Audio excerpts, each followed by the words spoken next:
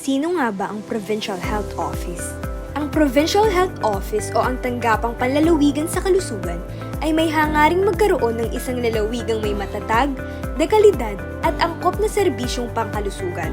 Layunin nito ang makapagbigay sa mamamayan ng Laguna ng kalidad na serbisyong pangkalusugan na kumikilos sa kumpletong pasilidad, may mabisa at organisadong ugnayan sa publiko at pribadong sektor. Ang aming tanggapan ay pinamumunuan ni Dr. Rene P. Pagamasban. May 3 dibisyon at 3 sangay na tanggapan.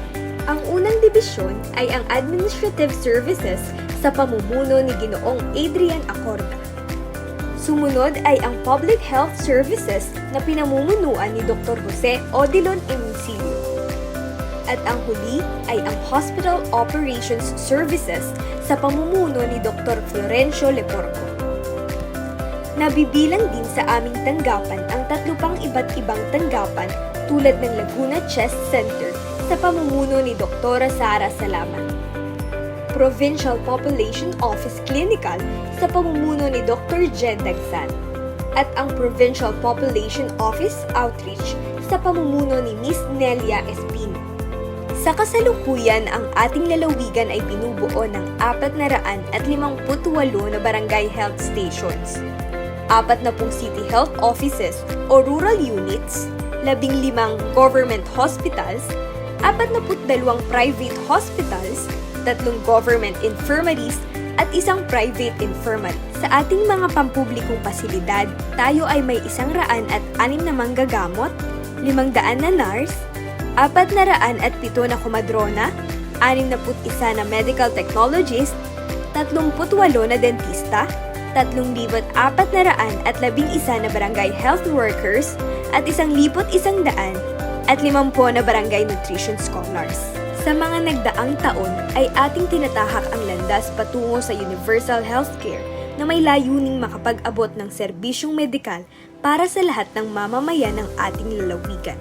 Sa katunayan, nabigyan tayo ng Department of Health ng higit kumulang 3 milyon upang maisakatuparan ang mga hakbangin patungong universal healthcare.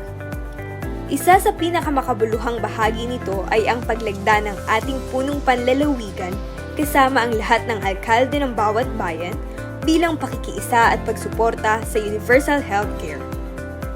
Dahil dito, nakamit ng probinsya ang 100% na tagumpay sa preparatory level at kasalukuyang bumubuo ng mga hakbang upang makamit din ito sa organizational na nasa 76% at functional level na ngayon ay nasa 35%.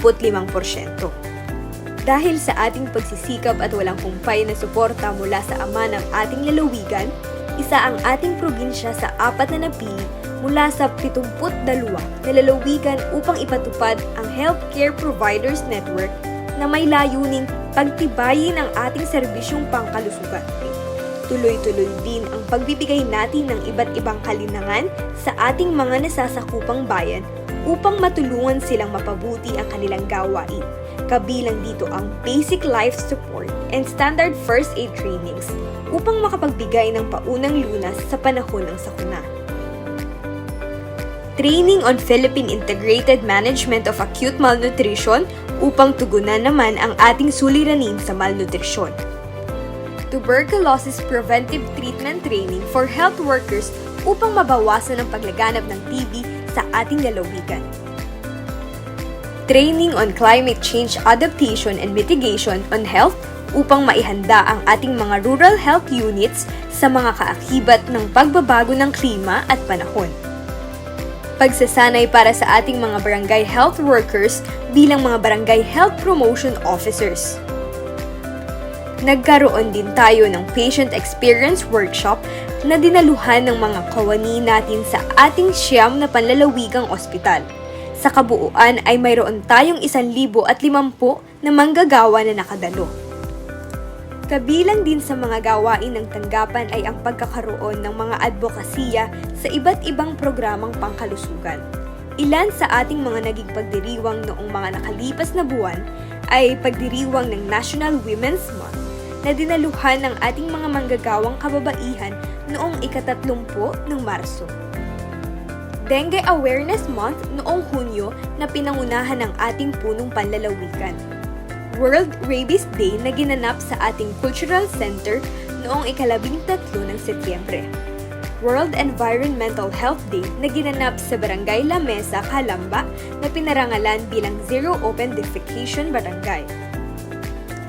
World AIDS Day na ginanap noong ika-1 ng Disyembre sa ating Time Plaza. Patuloy din ang ating tanggapan sa paghahandog ng serbisyo at pakikilahok sa gawain ng ating lalawigan. Patuloy tayong nagbakuna laban sa iba't ibang variant ng COVID-19 virus at routine immunization para sa sanggol, bata, buntis at senior citizen. Patuloy din tayong nagbibigay ng libreng water testing sa pamamagitan ng ating water testing laboratory at sa nakaraang taon ay mayroon tayong 528 na sample na nasuri mula sa iba't ibang bayan. Hindi napapatid ang pagkakaroon ng medical at dental mission sa iba't ibang bahagi ng ating lalawigan upang matugunan ang kanilang mga pangangailangan. Noong Abril ng nakaraang taon, tayo ay nagtungo sa ating geographically isolated and disadvantaged area upang maghatid ng serbisyong medikal sa ating mga kababayang hirap magkaroon ng ugnayan sa mga serbisyong ito. At bilang pagdiriwang naman ng Pasko ay nagsagawa ang ating tanggapan ng Healthy Pasko, handog ng Provincial Health Office para sa ating mga kabataan na nasa Bahay Pag-asa sa Bayan ng Kalawan. Bilang pakikiisa sa pagdiriwang natin ng Anilag Festival, pinangunahan ng ating tanggapan ang pagsasagawa ng inspeksyon sa ating mga food stalls at supplier upang masiguro ang kalinisan at kaligtasan ng mga pagkain at paninda rito. Pinangunahan din ng ating tanggapan ang medical support and assistance noong Anilag upang mabigyan ang mga dumalo ng ating pagdiriwang na nangangailangan ng paunang lunas at tulong. Sa kabuuan, 80 pasyente ang nakinabang sa programang ito. Karagdagan pa rito, nakatulong ang ating tanggapan upang makakolekta ang ating lalawigan ng mahigit kumulang 440 milyong piso mula sa PhilHealth noong nakaraang taon sa pamamagitan ng pakikipag-ugnayan sa ating mga ospital.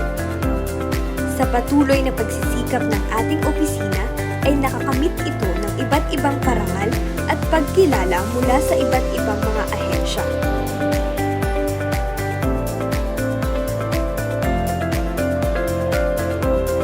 Ilan lamang ito sa mga katibayan ng patuloy na pagsisikap at dedikasyon ng mga miyembro ng ating opisina.